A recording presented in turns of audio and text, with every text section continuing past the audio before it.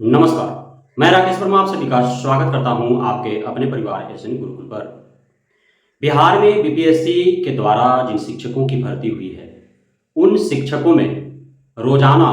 पूरे बिहार भर के 38 जिला के किसी न किसी डीओ डीपीओ कार्यालय से दर्जनों की तादाद में फर्जी शिक्षक शिक्षिकाओं को नोटिस भेजे जा रहे हैं। इसी क्रम में औरंगाबाद जिला से एक बार पुनः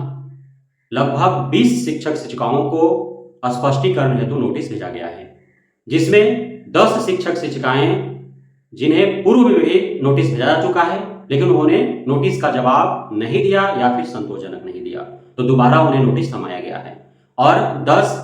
नए ऐसे शिक्षक शिक्षिकाएं जिन पर संदेह है शिक्षा विभाग को, अर्थात शाखीय शिक्षा विभाग कार्यालय डीओ डीपीओ कार्यालय औरंगाबाद को, कि उनका डॉक्यूमेंट्स जो है योग्यता धारण नहीं करता है या फर्जी डॉक्यूमेंट्स है, या फिर जो भी अर्हता निर्धारित किया गया था, पात्रता योग्यता निर्धारित किया गया था, उसके अनुरूप नहीं है। अब तक शायद पूरे 38 जिला में यदि सबसे अत्यधिक आपको टीआरई 1-2 से नॉन शिक्षक शिक्षिकाओं को फर्जी या अयोग्य होने का नोटिस थमाया गया है, तो वह औरंगाबाद जिला है सबसे अत्यधिक बार। ऐसे तो कई ऐसे जिले हैं जहां पर एक एक बार में कई दर्जन या कई 100 शिक्षक शिक्षिकाओं को स्पष्टीकरण हेतु नोटिस थमाया जा चुका है, लेकिन सबसे अत्यधिक बार नोटिस निकालने की यदि बात की जाए तो वह औरंगाबाद डीओ डीपीओ कार्यालय है। तो इसमें जो नोटिस थमाए गए हैं उसमें कई बिंदुओं को आधार बनाया गया है। पहले हम बात यदि करें कि पूर्व में जिन 10 शिक्षक शिक्षिकाओं को नोटिस थमाया गया था उनको दोबारा एक बार थमाया गया है, तो उसमें तो अधिकांश संख्या उनकी है जो दूसरे राज्य के महिला शिक्षिकाएं हैं, दूसरे राज्य से जो बिहार में बने हैं, और उनका सीटेट में 90 अंक से कम है। फिर भी वह टीआरई 1-2 में कक्षा प्रथम से 5वीं और कक्षा 6ठी से 8वीं तक में वो शिक्षक बन बैठे हैं, तो उन्हें तो हर हाल में निकलना है। लेकिन अब सोचने वाली यह बात है कि जब शिक्षा विभाग अर्थात औरंगाबाद डीओ डीपीओ कार्यालय को पता है कि इन शिक्षक शिक्षिकाओं का दूसरे राज्य के हैं, बावजूद इसके इनका 90 अंक से कम है और ये शिक्षक बने हुए हैं,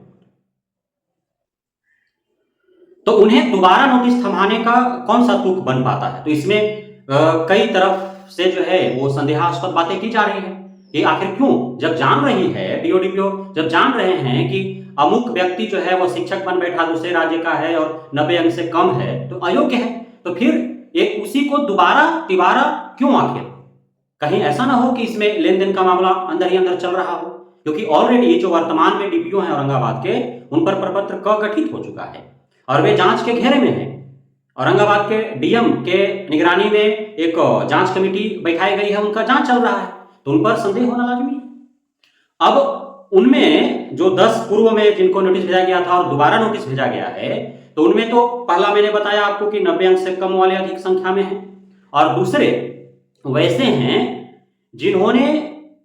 जो योग्यता निर्धारित किया गया है, अब उसके अनुरूप उनका डॉक्यूमेंट्स नहीं है, उनका योग्यता नहीं है जो योग्यता निर्धारित किया गया था, चाहे वह सब्जेक्ट कॉम्बिनेशन के मामले में हो, चाहे फर्जी डॉक्यूमेंट्स को लेकर के हो, तो इस प्रकार के हैं। हालांकि जो ड्यूल डिग्री वाला जो मामला है, ड्यूल डिग्री में पूर्व में भी एक ही कैंडिडेट को 2 बार नोटिस थमाए जा चुके हैं, और मैंने उस पर वीडियो बनाया था कि कुछ ऐसे हैं जिनको नोटिस दिया गया, फिर उनका नियुक्ति रद्द किया गया, फिर उन्हीं को नोटिस थमाया गया 3-3, 4-4 बार, और फिर उनको दोबारा नोटिस थमाया गया। इस प्रकार से भी हुए हैं, औरंगाबाद जिला में ऐसा भी हुआ है। तो ड्यूल डिग्री वाला में अभी किसी को भी तनाव लेने की आवश्यकता नहीं है। ड्यूल डिग्री पर अभी शिक्षा विभाग का स्पष्ट दिशा निर्देश नहीं है कि कौन सा ड्यूल डिग्री अमान्य है, कौन सा मान्य है, इसलिए अभी किसी को भी पूरे बिहार भर के शिक्षक शिक्षिकाओं को ड्यूल डिग्री को लेकर के टेंशन लेने की आवश्यकता नहीं है। यह बात स्पष्ट आप दिमाग में बैठा करके रखें। ऐसा नहीं आप समझें कि दूसरा बार जो औरंगाबाद जिला का नोटिस थमाया गया है, पूर्व में जिनको ड्यूल डिग्री को लेकर के नोटिस थमाया गया था उन्हीं को थमाया गया है, ये बातें नहीं है। इसमें आप एकदम बिल्कुल ही बेफिक्र रहे, निश्चित रहे। अब आते हैं कि 10 जो नए शिक्षक शिक्षिकाएं जो अभी हाल फिलहाल में संदेह के घेरे में हैं, उनको जो नोटिस थमाया गया है उसमें भी अधिकांश संख्या उन्हीं शिक्षक शिक्षिकाओं का है जो दूसरे राज्य के हैं और उनका सीटेट में 90 से कम है और वो 1 to 5 या 6 to 8 में शिक्षक बने हैं टीआरई 1 टीआरई 2 के माध्यम से, तो उनको तो निकलना ही पड़ेगा। नोटिस तो एक फॉर्मेलिटी निभाई जा रही है, उनको तो हर हाल में निकलना पड़ेगा। और उनमें कौन है, तो फर्जी निवास वाले हैं, आप यूपी से हैं, झारखंड से हैं और बिहार से फर्जी निवास प्रमाण पत्र बना करके और यहाँ पे वो शिक्षक शिक्षिकाएं बन बैठे हैं, तो वैसे वाले हैं। बहुत ऐसे हैं अब जो पूर्व में नियोजित हैं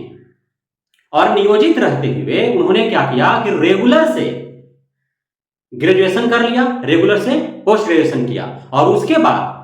जो योग्यता वे धारण कर रहे थे उस अनुरूप बीपीएससी टीआरई 1 या 2 में उन्होंने आवेदन किया, उसका शिक्षक बने और वहां जाकर के ज्वाइन कर लिया। तो आप जब नौकरी कर रहे थे, मान लो कोई इंटर किया, डीएलएड कर लिया और उसका नियोजन इकाई के माध्यम से 1 to 5 में हो गया। अब उसके बाद वो ग्रेजुएशन रेगुलर से कर लिया, तो वो 6 to 8 के आके टीआरई 1 2 का शिक्षक बन बैठा, या फिर 9 10 में जाकर के मान लो बीएड यदि होगा कोई, क्योंकि 1 to 5 में तो पहले बीएड वाला को भी लिया गया था छठे चरण में, तो बीएड वाला कोई होगा तो ग्रेजुएशन भी कर रखा होगा तो 9 to 10 के लिए भी एलिजिबल था, स्टेट पेपर 1 यदि दिया होगा तो अब वो वहां जाकर के कर लिया, या पीजी रेगुलर से कर लिया, पहले से बीएड था, ग्रेजुएशन था, पीजी रेगुलर से कर लिया, 11 12 में टीचर बन बैठा, तो वो बचेगा जी। कैसे आप नौकरी कर रहे तो रेगुलर से कैसे कर ली, सीधी सी बात है। तो उन लोग को नोटिस थमाया गया है। तो वैसे जो है जो नियोजित शिक्षक रहते हुए और रेगुलर मोड में ग्रेजुएशन पोस्ट ग्रेजुएशन कर रखे थे और उस आधार पर वे यदि आकर के टीआरई 1 2 में ज्वाइन किए हैं तो उनको भी नोटिस थमाया गया है। अब मैंने आपको कहा कि एनआईएस डीएलएड धारियों पर भी खतरा है, मैंने पूर्व में भी आप सभी को अवगत कराया था। आप इंटर किए, इंटर करने के तुरंत बाद जो है वो एनआईएस से डीएलएड करने का नोटिस जारी कर दिया गया। उसके बाद आप एनआईएस से डीएलएड करने लगे, कहीं से भी कोई विद्यालय से टैग होकर के आपने रजिस्ट्रेशन करवाया और आप करने लगे। और उसी बीच चूंकि आप इंटर पास थे और आपका सप्ताह में 2 ही दिन था, डिस्टेंस मोड में जो है आपने एनआईएस डीएलएड किया और आप ना समझी में ग्रेजुएशन ही रेगुलर से आपने किया,